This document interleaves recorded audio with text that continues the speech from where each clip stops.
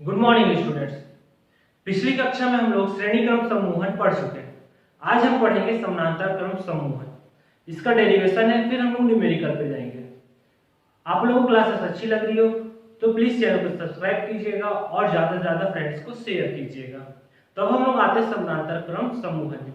और एक बात ये भी है, यदि आप लोग शुरू से क्लासेस अटेंड नहीं किए होंगे तो आप लोग प्लेलिस्ट में जाके वहां से मेरे पूरे वीडियोस आप लोग देख सकते हैं सीक्वेंस वाइज। तो चलिए आते हैं समानांतर क्रम समूहन। समानांतर क्रम में किस क्या होगा, सब चीज एक दूसरे के समानांतर रहेंगे। ये पहला है तो उसके नीचे दूसरा, फिर तीसरा।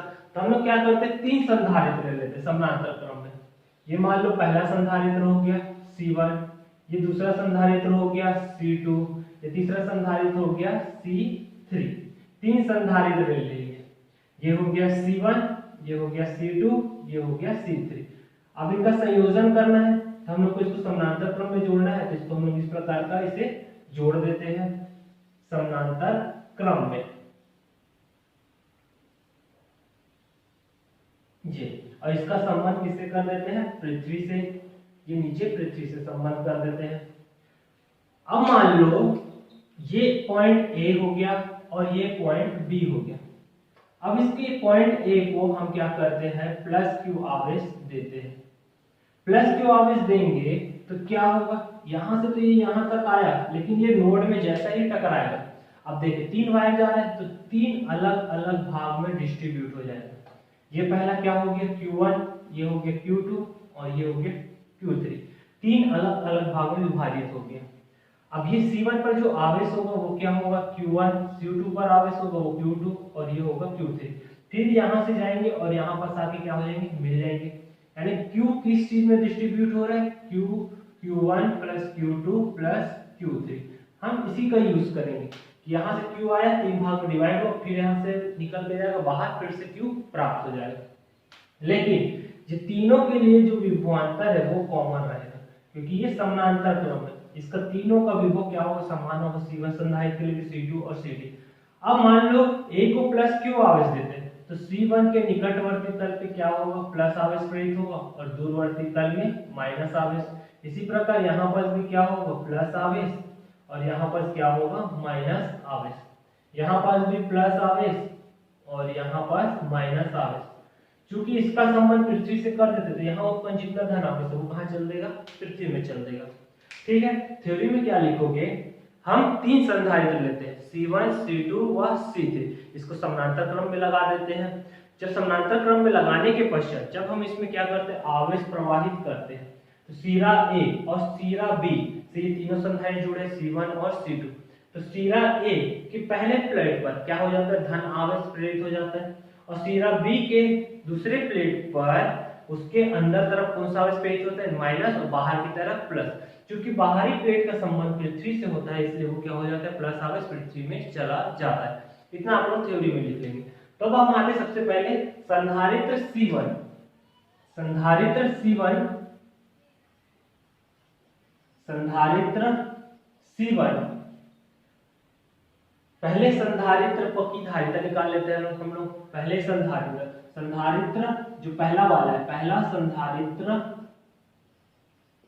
संधारित्र की धारिता, की धारिता, धारिता क्या होगा C1 बराबर, हम धारिता का फॉर्मूला क्या पढ़े हैं, C बराबर Q अपॉन V। अब यहाँ पर C1 है, आवेश क्या है यहाँ पर Q1 और विभव क्या है V, कॉमन है। हम लोग Q1 की वैल्यू यहाँ से फाइंड आउट कर लेते हैं। तो Q1 बराबर क्या हो जाएगा, C1V। इसको हम क्या कर दिए, समीकरण 1 दे दिए। इसी प्रकार दूसरे संधारित्र, दूसरे संधारित्र, संधारित्र की धारिता, धारिता C2 बराबर क्या हो जाएगा, Q2 अपॉन V। क्यों होगा, यहाँ पर धारिता क्या है C2 और आवेश क्या है Q2 और विभव क्या है, तीनों के लिए कॉमन। तो यहाँ से Q2 का मान निकाले तो क्या हो गया, C2V। ये हो गया समीकरण 2। इसी प्रकार तृतीय संधारित्र, तृतीय संधारित्र की धारिता C3 इक्वल टू क्या होगा, Q3 अपॉन V। यहाँ से Q3 का मान निकाले तो C3V। ये हो गया। अब हमको क्या सॉल्व करना है, हम लोग को संधारित्र समांतर क्रम समूहन में संधारित्र की क्या निकालना है, धारिता, कुल धारिता निकालना है। इसके लिए सूत्र की व्युत्पत्ति करना है। अब ये डायग्राम आप लोग बना लिए होंगे, तो मैं इसे रफ कर देता हूँ, इसका कोई यूज नहीं है। ठीक है, सबसे पहले आप लोग थ्योरी लिखेंगे। थ्योरी में क्या लिखेंगे, हम 3 संधारित्र लेते हैं, समानांतर क्रम में जोड़ देते हैं। तो संधारित्र के पहले प्लेट का संबंध किससे होता है, ए से, और दूसरे प्लेट का संबंध बी से।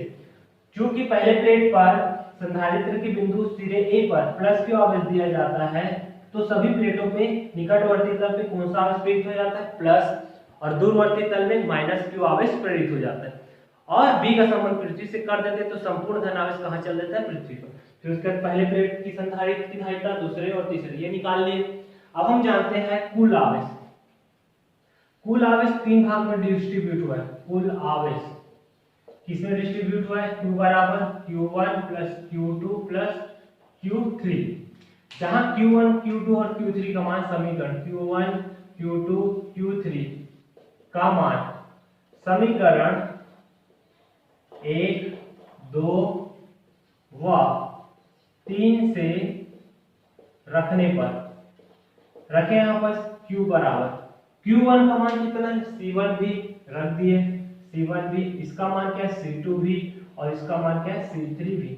हम जानते हैं संधारित्र कुल आवेश equal to Q equal to CV, तो Q की जगह रख दिए CV, ये तीनों में से भी कॉमन निकल गया, तो ये हो जाएगा C1 plus C2 plus C3, ये भी कट गया, तो C बराबर क्या हो जाएगा, C1 plus C2 plus C3।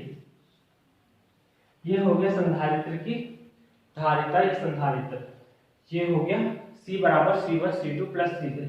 यदि संधारित्र n संधारित्र हो, n संधारित्र हो, तो कंडीशन क्या हो जाएगा, C बराबर C1 plus C2 plus C3 plus dash dash dash Cn। अब देखिए दो चीज हम लोग पढ़ चुके हैं, एक समानांतर और एक श्रेणी। श्रेणी का जो फॉर्मूला आया था वो क्या आया था, अपॉन में आया था। कैसे, 1/c equal to 1/c1 plus 1/c2 plus 1/c3, ऐसे करते हुए डैश डैश डैश। और समानांतर में क्या है, पूरे लाइन से है। इसी प्रकार जब हम प्रतिरोधों के संयोजन पढ़ेंगे तो इसका जस्ट अपोजिट हो जाएगा। जो आंसर समानांतर में है वहां श्रेणी में आएगा, और जो श्रेणी में आया है यहाँ वहां क्या आएगा, समानांतर पे आएगा।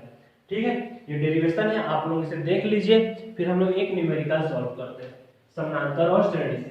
तो नेक्स्ट क्लास में हम बहुत सारे न्यूमेरिकल करेंगे इससे, क्योंकि बहुत ही इंपॉर्टेंट टॉपिक है। ठीक है, चलिए एक न्यूमेरिकल देखते हैं। मैं एक डायग्राम बना रहा हूं, उसका सॉल्व करते हैं। पहला, A व B के मध्य तुल्य धारिता ज्ञात कीजिए। धारिता ज्ञात कीजिए। हम लोग को ये डायग्राम दे दिया है, मान लो इस टाइप का डायग्राम दे दिया। ये A हो गया और ये हो गया B। ये 2 माइक्रोफैरेड 2 माइक्रोफैरेड 2 माइक्रोफैरेड। ठीक है, संधारित्र का। अब इसे सॉल्व करना है, तो हम क्या करेंगे, सबसे पहले इसको नाम दे देंगे। इसको दे दिए C1 C2 और इसको दे दिए C3। अब जहां देखिए हल करने के लिए हम लोग को C1 बराबर क्या पता है, 2 माइक्रोफैरेड, C2 बराबर भी क्या पता है, 2 माइक्रोफैरेड, और C3 बराबर भी पता है 2 माइक्रोफैरेड। अब इसे सॉल्व किया हम लोग, किस क्रम में पहले वो देखिए, ये तीनों क्या है, लाइन से, लाइन में यानी श्रेणी क्रम में। तो A व B के मध्य तुल्य धारिता श्रेणी क्रम में है, तो क्या फॉर्मूला पड़े, 1/c equal to 1/c1 1/c2 1/c3। तो 1/c इक्वल टू C1 का मान कितना है, 2, तो 1/2 1/2 और 1/2। तीनों का लघुत्तम क्या आएगा, देख लीजिए, तीनों कॉमन है, कॉमन फैक्टर है, तो कॉमन फैक्टर का एलसीएम क्या आएगा, उतना ही आएगा। तो इसे हम सॉल्व करेंगे तो कितना होगा, 1/c बराबर कॉमन फैक्टर 2, ऊपर की वैल्यू ऐड हो जाएगी 1 + 1 + 1, 1/c इक्वल टू 3/2। हमको c की वैल्यू चाहिए, तो इसको हम क्या कर देते, पलट देते, तो क्या होगा 2/3 माइक्रोफैरेड। ये हमारा क्या आ गया आंसर। ठीक है, ये तीनों क्या है, श्रेणी क्रम में है। श्रेणी क्रम का फॉर्मूला ये होता है, हम देखिए 1/, के रूप में होता है, उसको हम क्या कर देंगे, सॉल्व कर देंगे। यदि इसी क्वेश्चन को हम लोग को बोल देते हैं कि 3 संधारित्र 2-2 माइक्रोफैरेड के हैं और समानांतर क्रम में हल कीजिए, यानी मेरे को डायग्राम थोड़ा सा चेंज करके ऐसे दे देता है। सेकंड, ऐसे करके डायग्राम दे देता है 2 माइक्रोफैरेड 2 माइक्रोफैरेड 2 माइक्रोफैरेड, और यहाँ पर पॉइंट दे देता है बी और यहाँ पर पॉइंट दे देता है ए। ये 2 माइक्रोफैरेड 2 माइक्रोफैरेड 2 माइक्रोफैरेड, ये डायग्राम दे दिया। अब बोल रहा है हम लोग को तुल्य धारिता ज्ञात कीजिए, तो हम इसे क्या मानेंगे C1, इसे क्या मानेंगे C2, इसे मानेंगे C3। तो A व B के मान